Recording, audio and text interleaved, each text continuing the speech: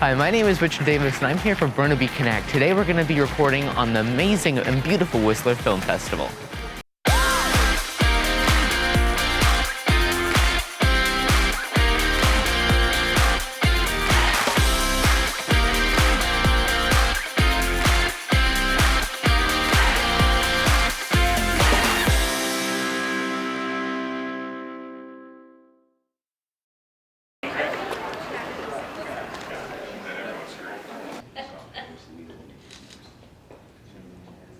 So we're here with Sean Cisterna. He is the director of From the Vine. Can you tell us a bit of what this movie is about? Sure. From the Vine is the story of a down-on-his-luck CEO who suffers a moral crisis and returns to his hometown in southern Italy to rejuvenate a vineyard on its dying legs, and kind of uses his business skills to teach the local townspeople how to be a self-sustaining vineyard and winery. So it's a charming, whimsical adult fairy tale set in Italy.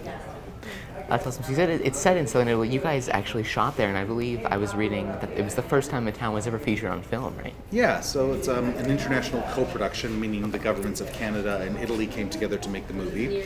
And we shot in Acerenza, a stunning 2,000-year-old town on top of a mountain in southern Italy.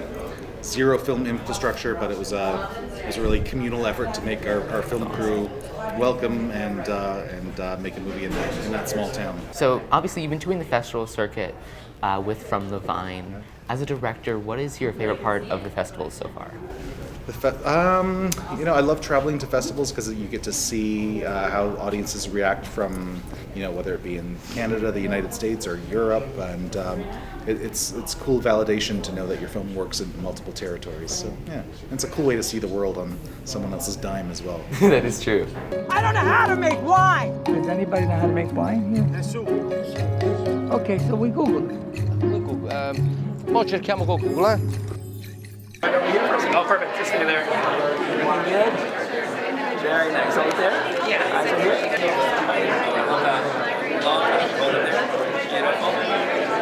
Hi, I'm Richard Davis here for Burnaby Connect, and we're with Andrea Stefanchikova.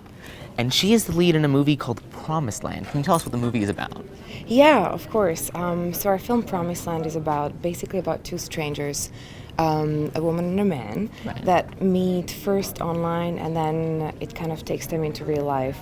And they start building this relationship, or unexpected relationship, that kind of takes them on a journey of a lot of violence and action.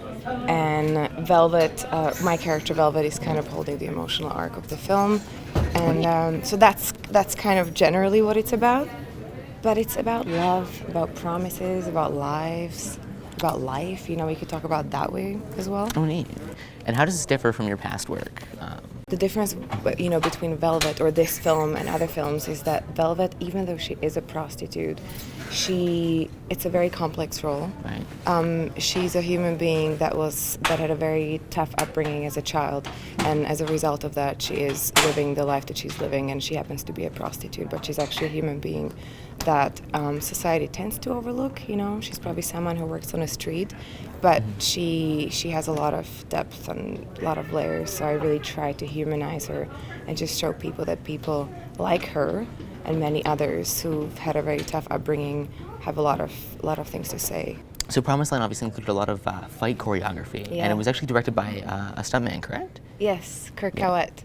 It's taken 4 months just in pre-production for stunt choreography. How was that for you as an actor? Have you done stunt choreography before this movie at all? Or? I haven't done, not to this extent, and my character doesn't do a lot of the stunts. She does a lot of the shooting, I should say. Fun. So she uses a lot of handguns, but she still is a woman who does wear heels in almost nearly every shot. So my training was a little bit different. It was more using firearms that I've had already previously, and then more so for the film. But for the stunts, it's a martial arts film as well. So their training was really extensive, and we were lucky to have, I think, over 100 people that worked on it. Yeah, from the stunt community. That's insane. It's insane. Stay with me, and I promise you'll never have to run again.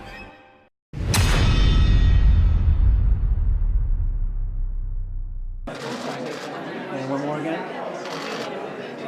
And a headshot. It's about a music producer who's working in LA, who's from the United Kingdom, who is a schizophrenic.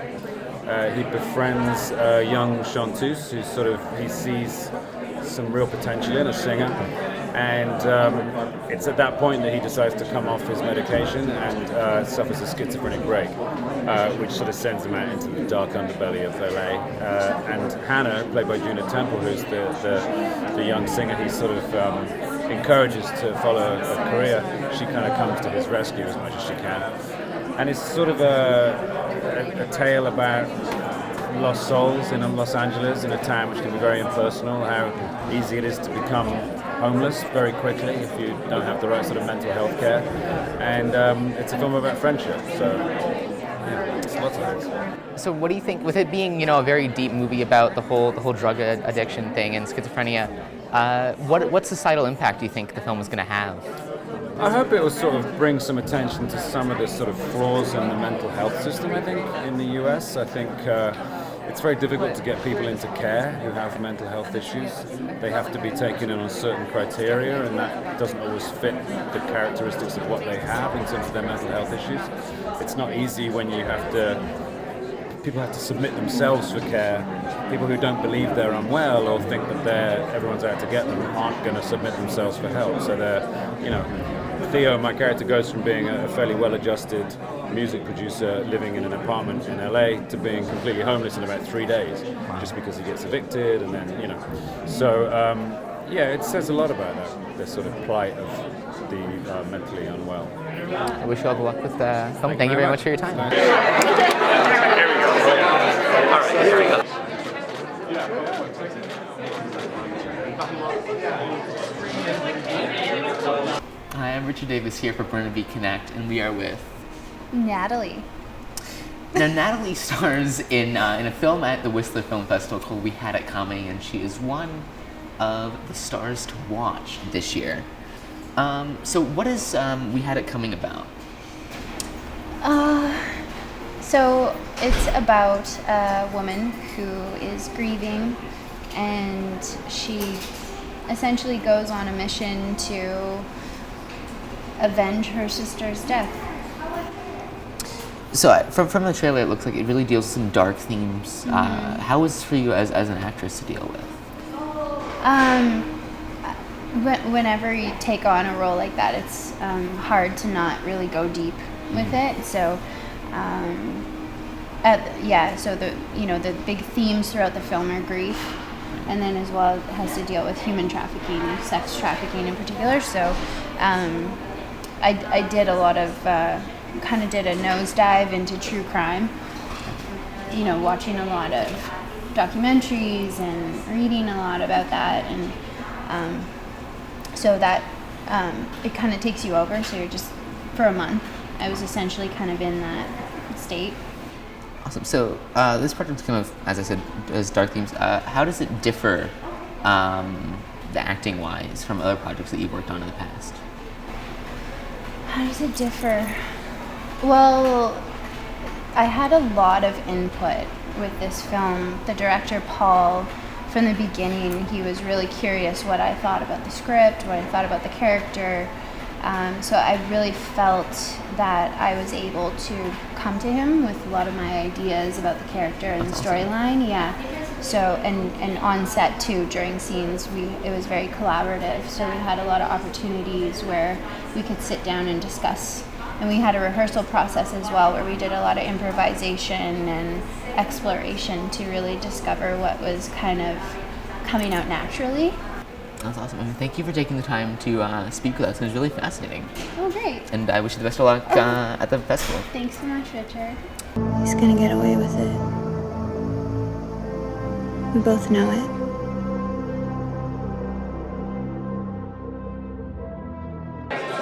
Yeah, head on like that. Straight on, straight on.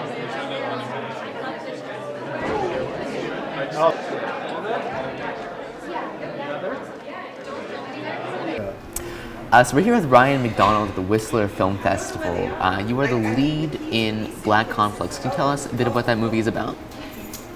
I can, yeah. Black Conflux is sort of a psychological thriller / coming of age story. It's a bit of a doomed course between two people who are very, very different but oddly similar in a lot of ways, who don't know each other.